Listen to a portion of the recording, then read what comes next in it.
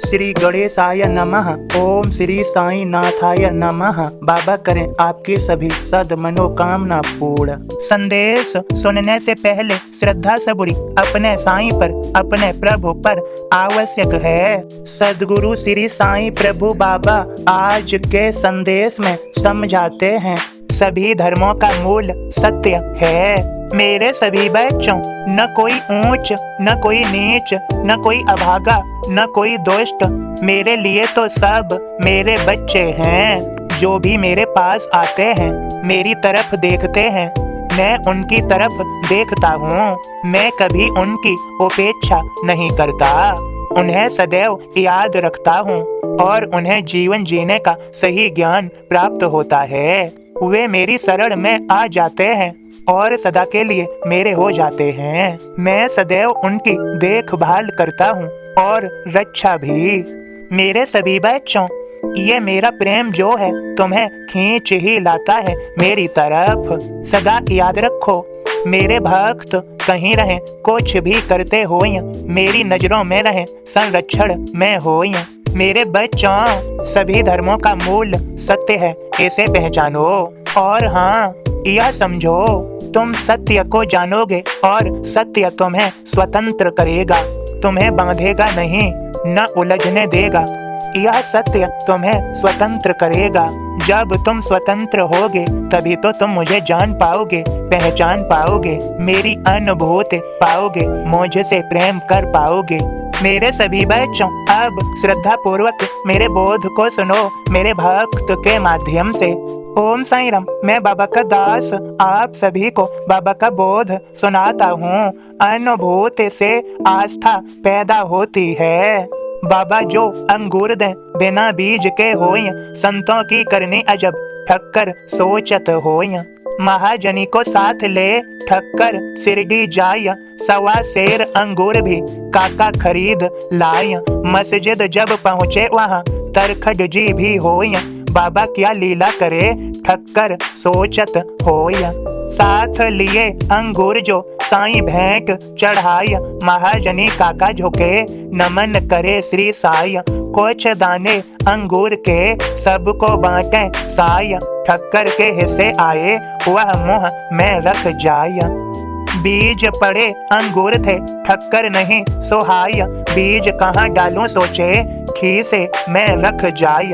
बाबा दूजी बार दे ठक्कर को अंगूर, अब मुंह में डाले नहीं बीजों से मजबूर। बाबा ने आग्रह किया खाने को मजबूर, खाए तो होवे चकित बिना बीज अंगूर। बीज भरे अंगूर भी बिना बीज हो जाय, साईं लीला देखकर ठक्कर जी बौराय।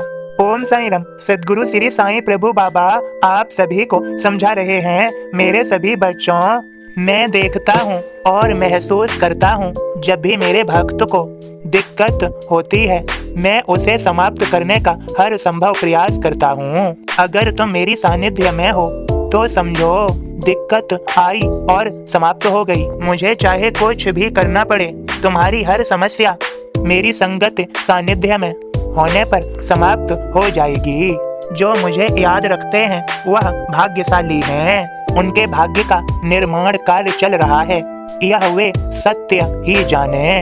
जीवन में श्रेष्ठता का कार्य चल रहा है, सकारात्मकता, सद्विचारों का, सद आचरण का और सत्य प्रेम ईमानदारी का कार्य चल रहा है।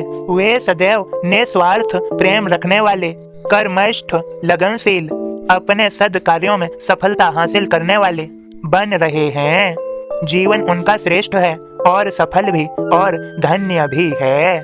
मुझे याद रखने वालों के जीवन में कभी किसी भी आवश्यक जो उनके लिए महत्वपूर्ण है और उनके लिए सही है, उसकी कभी कमी नहीं रहती। मैं उनके लिए आपूर्ति करता हूँ। वे मुझ पर विश्वास रखते हैं और सदैव सफल होते हैं। वे जानते हैं सफलता कैसे हासिल करनी है। उनके मन और हृदय में मैं विराजमान हूँ सदा के लिए। वे मुझे जानते हैं और सत्य के मार्ग पर चलते हैं। असत्य उनके आसपास भी नहीं भटकता। मैं कहता हूँ सदैव सत्य की जीत होती है और असत्य की हार। चाहे कोई कितनी भी कोशिश कर ले, लेकिन सत्य कभी छिपता नहीं। मेरे भक्त सत्य को ही अपनाते हैं, सदैव उनकी जीत होती है। मेरे सभी बच्चों, तुमने मेरे संदेश को सुना है और अपने जीवन में अपनाओ भी। सदैव सत्य को अपनाओ भी। तुम्हें जीवन में जल्दी से जल्दी सफल होना है, अपने भाग्य को बदलना है, जीवन में ऊंचाइयों को, श्रेष्ठता को हासिल करना है। अपने मन में, अपने आचरण में सत्य को अपनाओ भी। यह सत्य तुम्हें कभी गिरने नहीं देगा। तुम ऊंचाइयों को हासिल करोगे, तुम श्रेष्ठता को हासिल करोगे।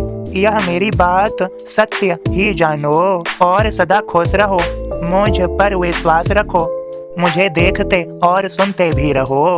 मैं तुम्हें कभी खाली नहीं जाने दूंगा। तुम्हें ज्ञान से, कृपा और आशीर्वाद से तुम्हारे जीवन को संपन्न कर दूंगा। सभी बच्चों को मेरी कृपा भरा आशीर्वाद। सभी का दिन शुभ और मंगलमय हो। खुश रहो, सबका मालिक एक। ओम साईं राम। उपकार है उस ईश्वर का हम पर जिसने हमें जीना सिखाया। जय साईं राम।